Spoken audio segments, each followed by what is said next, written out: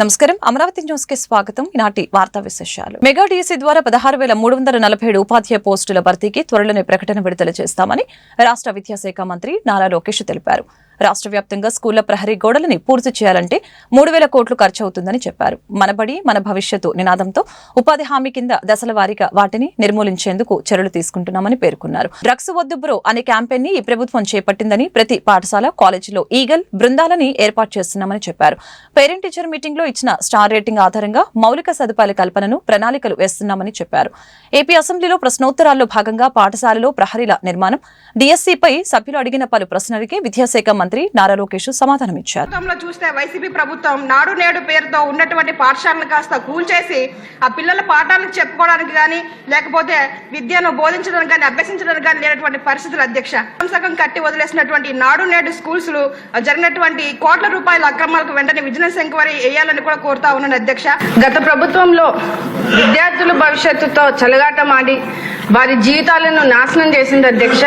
వాళ్ళ పార్టీ రంగులు స్కూళ్ళకి పెయింట్లుగా వేసుకొని ఫండ్స్ అన్ని కూడా నిర్వీర్యం చేయడము జరిగింది అధ్యక్ష. కాంపౌండ్ వాల్స్ లేని స్కూల్స్ ఎన్నున్నాయో తెలియకుండా చేశారు అధ్యక్ష. ఈ ప్రహరీ గోడలు మొత్తం పూర్తి చేయాలంటే దాదాపు 3,000 కోట్ల రూపాయలు రాష్ట్రం ఇప్పుడు అవసరం ఉంటుంది అధ్యక్ష. ఇది కన్వర్జెన్స్ కింద, అంటే ఒక పక్కన ఉపాధి హామీ కింద, ఇంకో పక్కన మనబడి మన భవిష్యత్తు కింద కార్యక్రమం కింద దశల వారీగా చేపడతామని గౌరవ సభ్యులకు నేను తెలియజేస్తున్నాను అధ్యక్ష. అంతేకాకుండా అధ్యక్ష, నాడు నేడు పైన కూడా గతంలో అనేక మన ఆరోపణలు వచ్చినాయి, నాణ్యత లేదని కూడా వచ్చింది అధ్యక్ష. దానిపైన కూడా గౌరవ సభ్యులు ఇప్పుడు కోరారు, యాక్షన్ తీసుకోమన్నారు. తప్పనిసరిగా నేను నివేదిక తెప్పించుకుంటాను. దాని తర్వాత గౌరవ సభ్యులతో చర్చించిన తర్వాత నిర్ణయం తీసుకుంటున్నాను. 4వ ప్రశ్న కూడా మా శాఖకు సంబంధించింది. గౌరవ మంత్రులు సభ్యులు ఒప్పుకుంటే ఆ ప్రశ్న కూడా సమాధానం చెప్పేస్తాను. అక్కడ వారు కోరిన ప్రశ్నలు వేసిన సభ్యులు ఎవరు? సమాధానం ఇస్తాను అధ్యక్ష. సమాధానం ఇవ్వండి, ఎందుకంటే చాలా ఇంపార్టెంట్ సబ్జెక్ట్ అధ్యక్ష. టీవీలో అన్నా చూసుకుంటారు. టీవీలు పగులుతాయి అధ్యక్ష ఇంట్లో. ఎందుకు అధ్యక్ష? అధ్యక్ష లేదండి, మొత్తం 16,347 ఉపాధ్యాయుల పోస్టులు భర్తీ చేయడానికి మెగా డిఎస్సి ప్రకటన త్వరలో విడుదల చేయడం జరుగుతుంది అధ్యక్ష. గత ప్రభుత్వ హయాంలో గంజాయి సాగు రవాణా విచ్చలవిడిగా జరిగిందని ఏపీ హోంమంత్రి వంగలపూడి అనిత తెలియజేశారు. అసెంబ్లీ ప్రశ్నోత్తరాల సమయంలో గంజాయి డ్రగ్స్ ని నియంత్రించేందుకు తీసుకుంటున్న చర్యలపై సభ్యులు అడిగిన ప్రశ్నలకి ఆమె సమాధానమిచ్చారు. గంజాయి నిర్మూలన కోసమే ప్రత్యేకంగా ఈగల్ వ్యవస్థను ఏర్పాటు చేశామని తెలిపారు. ఐజీ స్థాయి ఐపీఎస్ అధికారిని విభాగాధిపతిగా నియమించి ఈగల్ కి బడ్జెట్ కేటాయింపులు చేసినట్లు తెలిపారు. రాష్ట్ర వ్యాప్తంగా ప్రతి జిల్లాలో 1 చొప్పున 26 నార్కోటిక్ సెల్స్ ఏర్పాటు చేశామని అనిత తెలిపారు. డిస్కషన్ కూడా జరిగింది అధ్యక్ష. దీని మీద మన గవర్నమెంట్ లోకి వచ్చిన వెంటనే, ఎన్డీఏ కూటమి గవర్నమెంట్ ఏర్పడిన వెంటనే ఫస్ట్ ఆఫ్ ఆల్ గౌరవ ముఖ్యమంత్రి గారు డిపార్ట్మెంట్ వాళ్ళందరితో కూడా కూర్చొని ఈ గాంజా ఎక్కువగా ఉండటం వల్ల లాస్ట్ గవర్నమెంట్ లో ఈ గాంజా డ్రగ్స్ వినియోగం గానీ రవాణా గానీ విపరీతంగా అయిపోవటం, ఎక్కడైనా గాంజా దొరికినా డ్రగ్స్ దొరికినా దానికి సెంటర్ పాయింట్ ఆంధ్రప్రదేశ్ అవడం లాస్ట్ గవర్నమెంట్ లో మనం చూసాం. దీని నేపథ్యంలో ఫస్ట్ ఆఫ్ ఆల్ ఈ క్రైమ్ రేటును తగ్గించాలి అంటే ఈ గాంజాను అరికట్టాలి, అదేవిధంగా డ్రగ్స్ ని అరికట్టాలి అనే ఏకైక ఉద్దేశంతో గౌరవ చంద్రబాబు నాయుడు గారు సీఎం గారు ఒక ఏర్పాటు చేసుకుని ఈగల్ అని ఒక సపరేట్ గా ఒక వింగ్ ని కూడా ఏర్పాటు చేయడం జరిగింది అధ్యక్ష. దానికి ఆంధ్రప్రదేశ్ ప్రభుత్వం కూడా జీవోఎంఎస్ నెంబర్ 145 మొన్నకు ఇచ్చారు అధ్యక్ష. మొన్న బడ్జెట్ లో కూడా ఈగల్ కి సపరేట్ గా ఒక బడ్జెట్ ని కూడా కేటాయించారు అధ్యక్ష. ఒక IG level officer, DIG level officer ఏర్పాటు చేసి ఒక టీమ్ ని ఏర్పాటు చేయడమే కాకుండా ప్రతి జిల్లాలోని కూడా ఈగల్ టీమ్స్ ని ఏర్పాటు చేయడం, అదేవిధంగా నార్కోటిక్ పోలీస్ స్టేషన్స్ ని ప్రతి జిల్లాలో సుమారు 26 జిల్లాల్లోనూ కూడా అధ్యక్ష నార్కోటిక్ కంట్రోల్ సెల్స్ ని ఏర్పాటు చేయడం కూడా జరిగింది అధ్యక్ష. ఇందాక మన సభ్యులు మాట్లాడుతున్నప్పుడు 11,000 ఎకరాల నుంచి మనకు 100 ఎకరాల వరకు రావడం అనేది సంతోషంగా ఉంది అని చెప్పారు. దీన్ని కూడా ఎలా కంట్రోల్ చేయాలి, దానికి సంబంధించిన ప్రతి ఇన్ఫర్మేషన్ కూడా డిపార్ట్మెంట్ వాళ్ళ దగ్గర ఉంటుందని చెప్పారు అధ్యక్ష. అది ఉండటానికి నిజంగా ఒక 20 హాట్స్పాట్లను కూడా ఈగల్ టీమ్ అదేవిధంగా డిపార్ట్మెంట్ వాళ్ళందరూ కూడా ఐడెంటిఫై చేశారు అధ్యక్ష. సుమారుగా మనం చూసుకుంటే అధ్యక్ష నెంబర్ ఆఫ్ విలేజెస్ చూసుకుంటే దగ్గర 7 విలేజెస్ లో అధ్యక్ష 375, అంటే మండలాల్లో 7 మండలాల్లో 375 విలేజెస్ లో ఈ హాట్స్పాట్స్ ని గుర్తించి కల్టివేషన్ చేయకుండా తీసుకునే బాధ్యతను కూడా తీసుకున్నారు అధ్యక్ష. ఒక ఎగ్జాంపుల్ చెప్పాలి అధ్యక్ష, 359 ఫ్యామిలీస్ ఇందులోని గత కొన్ని సంవత్సరాలుగా వీళ్ళు హ్యాబిచువల్ అఫెండర్స్ అధ్యక్ష. కల్టివేషన్ చేస్తూనే ఉంటారు. ఎంతమంది చెప్పనేయండి, ఎన్ని చేయనియండి, వాళ్ళు అక్కడ కల్టివేషన్ చేస్తూనే ఉంటారనమాట. మన గవర్నమెంట్ వచ్చిన తర్వాత 359 ఫ్యామిలీస్ ని కూడా ఐడెంటిఫై చేసి వాళ్ళకి ఆల్టర్నేట్ క్రాప్స్ ఇచ్చి ఈ సంవత్సరం ఒక ప్లాంట్ కూడా వేసుకునే పరిస్థితి లేకుండా వాళ్ళని మోటివేట్ చేసుకుని వాళ్ళు మన కంట్రోల్లో పెట్టుకునే పరిస్థితి వచ్చింది అధ్యక్ష. గుంటూరు పశ్చిమ నియోజకవర్గంలో గంజాయి మహమ్మారిని కూకటి వేలతో సహా పెకిలించాలని ఎమ్మెల్యే గల్లా మాధవి శాసనసభ దృష్టికి తీసుకువచ్చారు. మాదక ద్రవ్యాల వినియోగాన్ని పూర్తిగా కట్టడి చేయాలని విజ్ఞప్తి చేశారు. సోమవారం అసెంబ్లీలో ప్రశ్నోత్తరాల సమయంలో మాదక ద్రవ్యాల అంశాన్ని గల్లా మాధవి లేవనెత్తారు. ఈ సందర్భంగా ఆమె మాట్లాడారు. దేశ సంపదైన యువత గంజాయి మత్తుకి బానిసలవుతున్నారని ఆందోళన వ్యక్తం చేశారు. గత వైసీపీ పాలనలో గంజాయి విక్రయాలు విచ్చలవిడిగా జరిగాయని ఆరోపించారు. అసలు రాష్ట్రమే మత్తుకు బానిస అయిందని చెప్పుకొచ్చారు. ఇప్పటికైనా గంజాయి విక్రయాలపై కఠిన చర్యలు తీసుకోవాలని అసెంబ్లీ సాక్షిగా తన గళాన్ని వినిపించారు. ఈ గంజాయి డ్రగ్స్ యొక్క రాకపోకలపై ఉక్కుపాదం మోపాలనే దృఢ సంకల్పంతో చర్యలు చేపడుతున్నారు అధ్యక్ష. అయినప్పటికీ గత ప్రభుత్వ దుర్మార్గ పాలన వలన, వాడి తీరు వలన ప్రతి చిల్లర కొట్టులో సర్వసాధారణంగా చిన్నపిల్లలకు సైతం విచ్చలవిడిగా అందుబాటులో దొరుకుతున్న నేపథ్యంలో ఇంకా వీటికి అడ్డుకట్ట వేయలేకపోతున్నాం అధ్యక్ష. రాష్ట్రంలో ఉద్యోగ కల్పన, ఉపాధి కల్పన యువతకు ఎలా ఇవ్వాలి అని తపన పడుతున్న కూటమి ప్రభుత్వం ఉన్నప్పుడు కానీ ప్రశ్నించే గొంతుగా, దేశ శక్తిగా ఉండాల్సిన యువతని అన్ని విధాలా నిర్వీర్యం చేసి ఈరోజు ప్రతి నియోజకవర్గానికి ఒక rehabilitation centre, deaddiction centres అత్యవసరంగా ఏర్పాటు చేసుకోవాల్సిన దుస్థితిని ఈ రాష్ట్రానికి తీసుకొచ్చారు అధ్యక్ష గత పాలకులు. టీడీపీ హయాంలో శివారు ప్రాంతాల్లో చెక్ పోస్టులు, పాట్రోలింగ్ ప్రహారా చాలా సమర్థవంతంగా కొనసాగేవి అధ్యక్ష. గడిచిన 5 ఏళ్లలో ఈ తరహా నిఘాని పూర్తిగా తీసేయడం జరిగింది అధ్యక్ష. పట్టపగలే జనావాసాల మధ్యలో ఈ గంజాయి డ్రగ్స్ సేకరణ విపరీతంగా జరుగుతూ ఉన్నది అధ్యక్ష.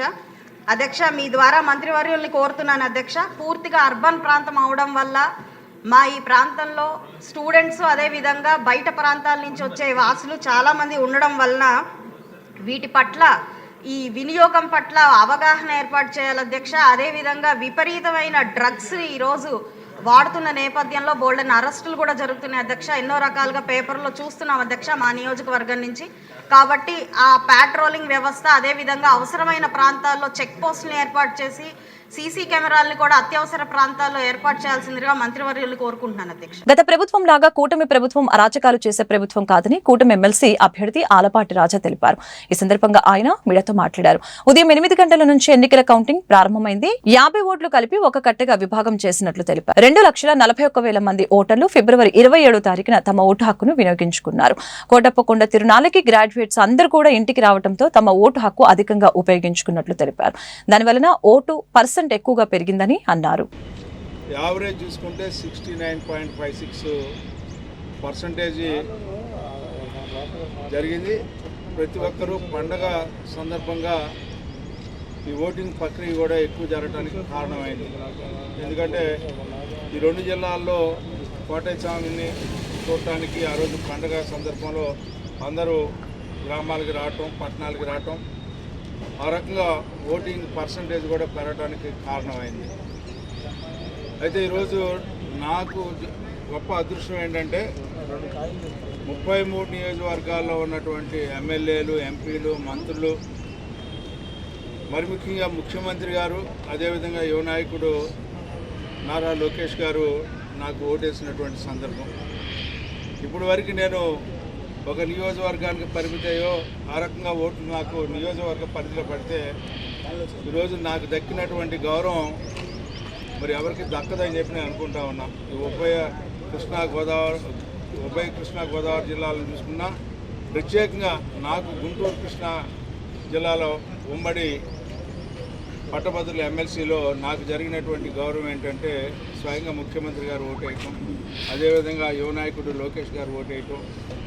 అందుకనే ఈ రోజున వారు ఓటేసిన సరళి మనం గమనించినట్లయితే అప్పుడు వరకు జరిగినటువంటి పర్సంటేజ్ ఒక రకంగా అయితే వారు ఓటేయంగానే ప్రతి వాళ్ళు మనం కూడా ఓటర్లు ప్రభావితమైనటువంటి పరిస్థితి. అయితే దురదృష్టం, ఏదైనా గుడ్డగాల్చి అవతల వాడి మీద ఎంత కొంత వేస్తే ఎంతో కొంత మసాంటికి పోదా అని చెప్పే భావంతో మాట్లాడే మాటలు ఇవాళ మరి ఎంతవరకు సమంజసం నాకైతే తెలీదు. వాళ్ళ మాటలు వాళ్ళకే వదిలేస్తాను. దాని గురించి నేను టచ్ చేయను. ఎందుకంటే ఈరోజు ఇంత ప్రశాంతంగా ఎన్నికలు జరగడానికి సహకరించినటువంటి యంత్రాంగానికి, పోలీస్ యంత్రాంగానికి, అదేవిధంగా కార్యకర్తలకి, నాయకులకి, ఎమ్మెల్యేలకి, మంత్రులకి, ఎంపీలకి, మరి ముఖ్యంగా కూటమి నాయకత్వానికి, ప్రత్యేకంగా పవన్ కళ్యాణ్ గారికి, పురంధేశ్వరి గారికి, అదేవిధంగా బీజేపీ నాయకత్వానికి, జనసేన నాయకత్వానికి, వీరందరికీ కూడా నా హృదయపూర్వకమైనటువంటి ధన్యవాదాలు తెలుపుకుంటా ఉన్నా. విజయం అనేది సత్యం. ఎందుకంటే ఓటింగ్ శాతాన్ని చూసాం, సరళిని చూసాం, విధానాన్ని చూసాం, ప్రతిపక్షాల యొక్క మాటలు చూస్తూ ఉన్నాం.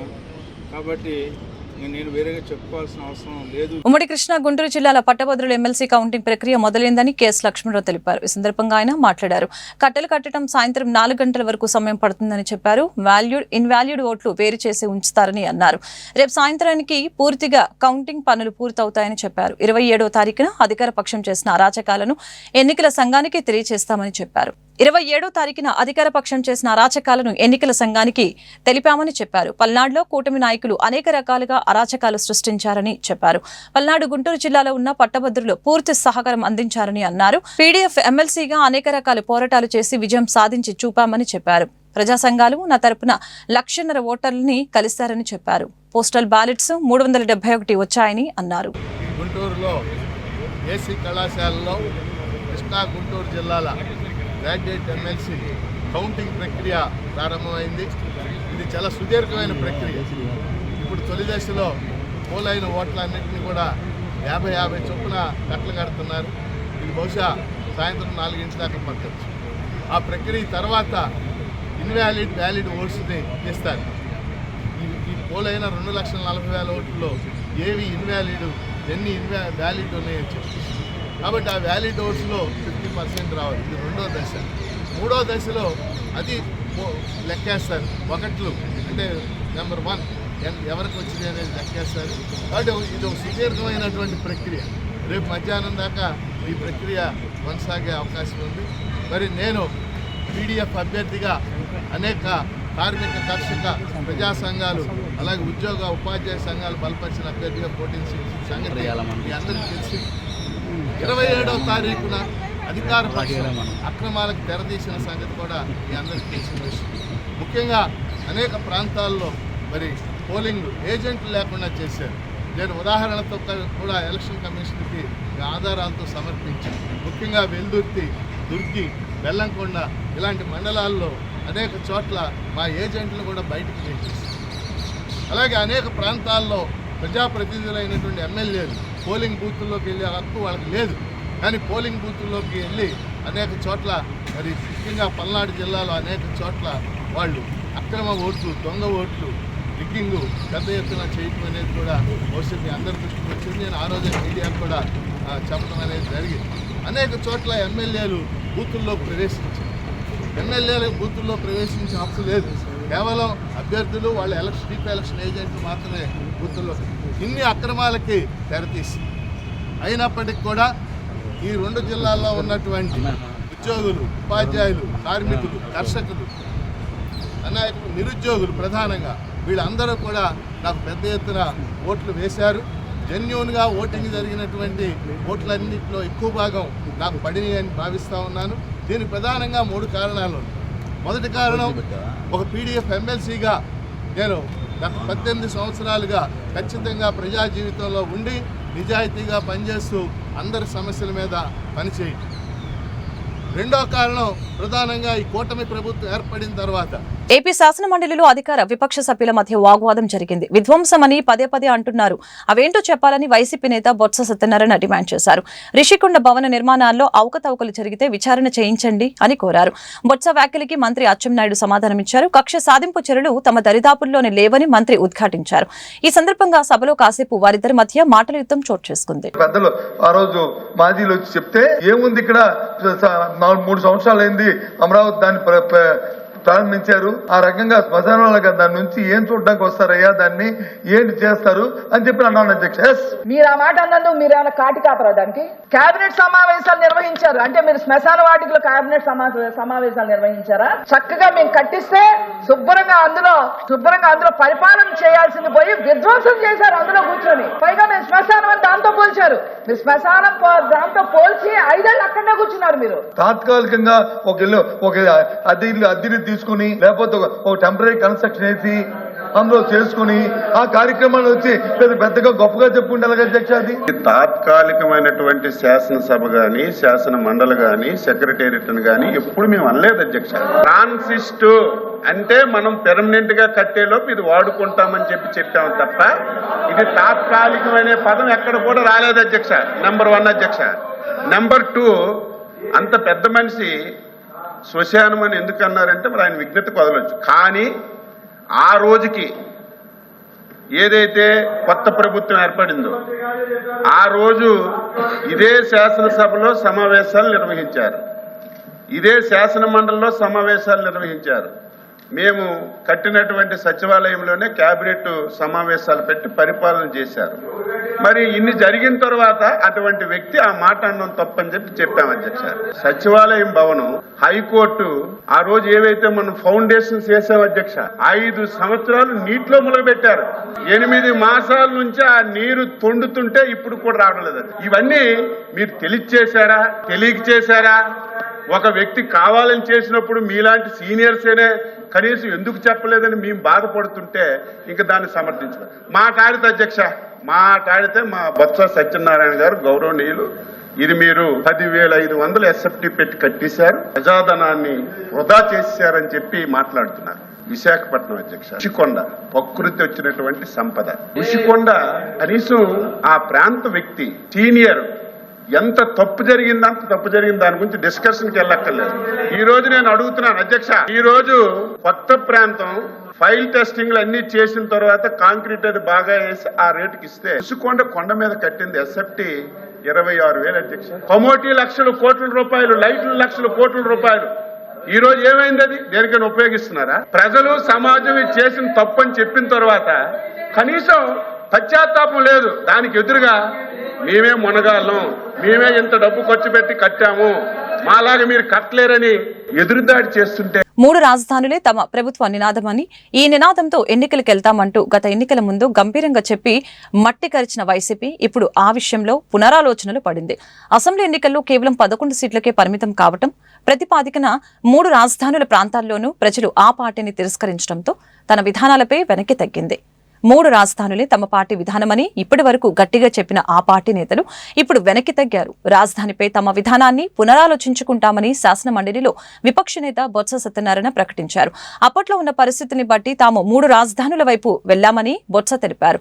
రాజధానిపై ఇప్పుడు తమ విధానం ఏమిటనేది చర్చించి చెబుతామని స్పష్టం చేశారు. ఈ అంశంపై పార్టీలు సమగ్రంగా చర్చించి తమ నిర్ణయాన్ని వెల్లడిస్తామని చెప్పారు.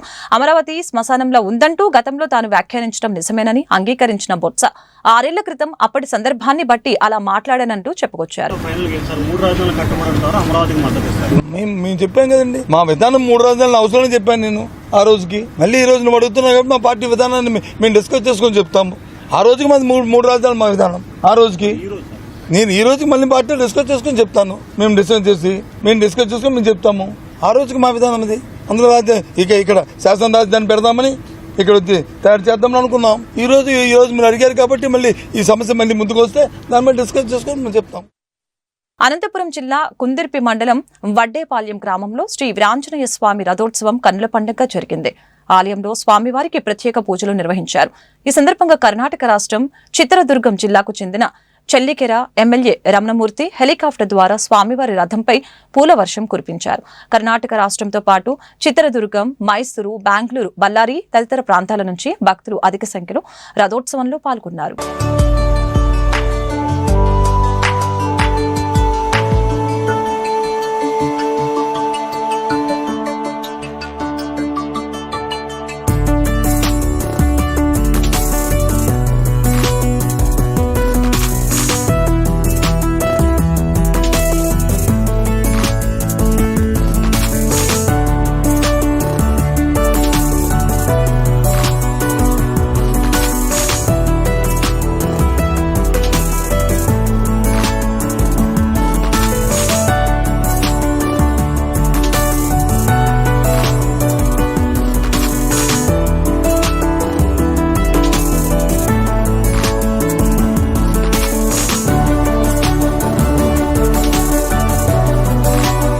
పాటు క్రీడల్లో విద్యార్థులు ప్రతిభ చూపాలని గుంటూరు పశ్చిమ ఎమ్మెల్యే గల్లామాధవి ఆకాంక్షించారు. ప్రస్తుత విద్యా వ్యవస్థలో నెలకొన్న మితిమీరిన పోటీ కారణంగా విద్యార్థులు ఒత్తిడికి లోనవుతున్నారని ఆందోళన వ్యక్తం చేశారు. ఆటపాటలతో ఉల్లాసంగా ఉండవలసిన విద్యార్థులు కనీసం వెలుతురు లేని ఇరుకు గదుల్లో మగ్గిపోతున్నారని ఆవేదన వ్యక్తం చేశారు. ఆటలకి దూరంగా ఉంటున్న విద్యార్థుల మానసిక స్థితిపై ఎమ్మెల్యే అసెంబ్లీలో ప్రస్తావించారు. క్రీడా మైదానం ఉన్న స్కూల్స్ కే ఇక నుంచి అనుమతులు ఇవ్వాలని విద్యాశాఖ మంత్రికి ఎమ్మెల్యే విజ్ఞప్తి చేశారు. గుంటూరు పశ్చిమ నియోజకవర్గం అధ్యక్ష, పోటీ అనేది నేటి విద్యా విధానంలో ప్రథమంగా కనిపిస్తున్న వైఖరి అధ్యక్ష.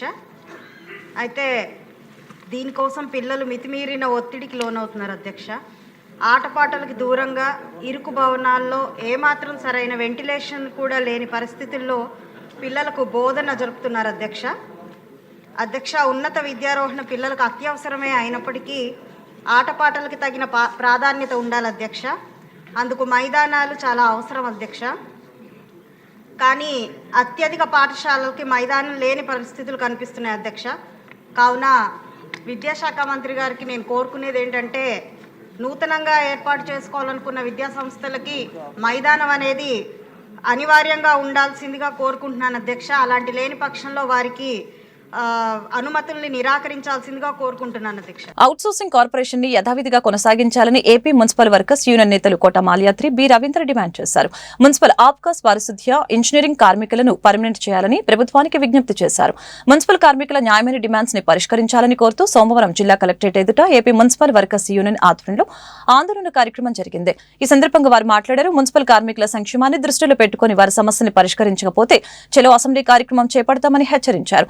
స్థానిక సంస్థలలో జనాభాకు అనుగుణంగా కార్మికులను పెంచాలని చెప్పారు. ఆప్కాస్ ద్వారా పనిచేస్తున్న ఉద్యోగ కార్మికులకి ప్రభుత్వ పథకాలు వర్తింపచేయాలని అన్నారు.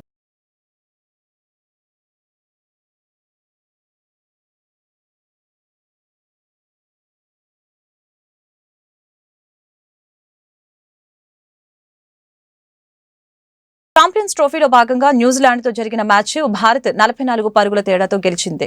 తొలుత బ్యాటింగ్ చేసిన టీమిండియా నిర్ణీత 50 ఓవర్లకు 9 వికెట్ల నష్టానికి 249 స్కోరు చేసింది. అనంతరం బ్యాటింగ్ కి దిగిన కివీస్ 45.3 ఓవర్ల వద్ద 205 పరుగులకి ఆలౌట్ అయింది. కేన్ విలియమ్స్ ని రాణించిన మిగతా బ్యాటర్లు స్వల్ప స్కోర్కే వెనుదిరిగారు. భారత బౌలర్లలో వరుణ్ 5 వికెట్లు, కుల్దీప్ 2 వికెట్లు తీగా పాండ్యా, అక్షర్, జడేజా ఒక్కో వికెట్ పడగొట్టారు. సెమీస్ లో భారత్ ఆస్ట్రేలియాతో తలపడనుంది. ఉమ్మడి కృష్ణా గుంటూరు జిల్లాల పట్టభద్రుల నియోజకవర్గ శాసన మండలి ఎన్నికల కౌంటింగ్ 483 పోలింగ్ బూతులు పోలిన 2,41,493 ఓట్లను బ్యాలెట్ బాక్స్ నుంచి తీసి 50 చొప్పున 4,828 బండిల్స్ గా కట్టారు. అలాగనే మిగిలిన 93 ఓట్లతో ఒక బండిల్ కట్టారు. ప్రస్తుతం 28 టేబుళ్లకు రౌండ్ కి 1000 చొప్పున ఓట్లను ఇచ్చి కౌంటింగ్ నిర్వహించే ప్రక్రియ ప్రారంభమైంది. నాన్ వ్యాలిడ్ ఓట్లను వేరు చేసి వ్యాలిడ్ ఓట్లను మొదటి ప్రాధాన్యత ఓటా ప్రకారం అభ్యర్థులకి కేటాయించిన ట్రేలలో వేసి లెక్కిస్తున్నారు. కౌంటింగ్ ప్రక్రియను రిటర్నింగ్ అధికారి మరియు జిల్లా కలెక్టర్ ఎస్ నాగలక్ష్మి, సంయుక్త కలెక్టర్ ఏ భార్గవ తేజ పర్యవేక్షిస్తూ కౌంటింగ్ సిబ్బందికి మార్గదర్శకాలు జారీ చేశారు. ప్రధాన అభ్యర్థులు ఆలపాటి రాజేంద్ర ప్రసాద్, కెఎస్ లక్ష్మణరావు మధ్య 9,980 ఓట్ల వ్యత్యాసం ఉంది. ఏపీలో కూటమి ప్రభుత్వం ఎవరి ప్రయోజనాల కోసం పనిచేస్తుందో తెలియటం లేదని ఎమ్మెల్సీ లీలాప్రెడ్డి ఆరోపించారు. ధరలు లేక మిర్చి రైతులు అల్లాడిపోతూ ఉంటే నేటికి ఏపీ ప్రభుత్వం నిధులు విడుదల చేయకపోవడం దారుణమని చెప్పారు. తాడేపల్లి వైసీపీ ప్రధాన కార్యాలయంలో ఏర్పాటు చేసిన మీడియా సమావేశంలో లీలాప్రెడ్డి మాట్లాడారు. మిర్చి రైతుల కష్టాలు దారుణంగా ఉన్నాయని తెలియజేశారు. మిర్చి పంటకు గిట్టుబాటు ధర కల్పించడంలో కూటమి ప్రభుత్వం విఫలమైందని ధ్వజమెత్తారు. మిర్చి రైతుల కష్టాల మీద చర్చించాలని మండలిలో వాయిదా తీర్మానం ఇచ్చాం. ప్రభుత్వం దాన్ని కూడా రాజకీయ కోణంలోనే చూడటం సిగ్గుచేటని చెప్పారు. ప్రభుత్వం వాస్తవ పరిస్థితులు ఆలోచించి మిర్చి రైతుల్ని ఆదుకోవాలని డిమాండ్ చేశారు. పరిస్థితులు మనం చరిత్రలో చూస్తూ ఉంటాం. అంటే రైతే రాజని. ఎందుకంటే రైతు పండిస్తేనే, రైతు ఆరుగాల కష్టపడితేనే ఇవాళ మనం తింటున్నటువంటి తిండి సాధ్యమవుతుందన్న అంశాన్ని దయచేసి గమనించమని కోరుతా ఉన్నా. వ్యవసాయం దండమారిగా చేస్తే దానికి సంబంధించినటువంటి ప్రతిఫలాలు సమాజం పైన ఏ విధంగా పడతాయో ఆలోచించమని చెప్పి అడుగుతా ఉన్నా. రైతు కష్టాల్లో ఉన్నప్పుడు, రైతు నష్టాల బారిన పడుతున్నప్పుడు ప్రభుత్వ బాధ్యతగా కనీసం వారు పండించినటువంటి పంటకి కనీస మద్దతు ధర ప్రకటించాల్సినటువంటి పరిస్థితులు ప్రభుత్వానికి ఉంటాయి.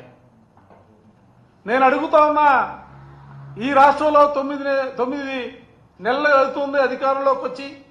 మీరు అధికారంలోకి వచ్చిన తర్వాత రైతు పండించినటువంటి ఏ పంటకు కూడా ధాన్యాన్ని తీసుకున్నా, కందిని తీసుకున్నా, మినుములు తీసుకున్నా, పసుపును తీసుకున్నా, మిర్చిని తీసుకున్నా, పత్తిని తీసుకున్నా, రైతు పండించినటువంటి ఏ పంటకు కూడా గిట్టుబాటు ధర లేనటువంటి దౌర్భాగ్యమైనటువంటి పరిస్థితులు ఇవాళ రాష్ట్రంలో చూస్తా ఉన్నాం.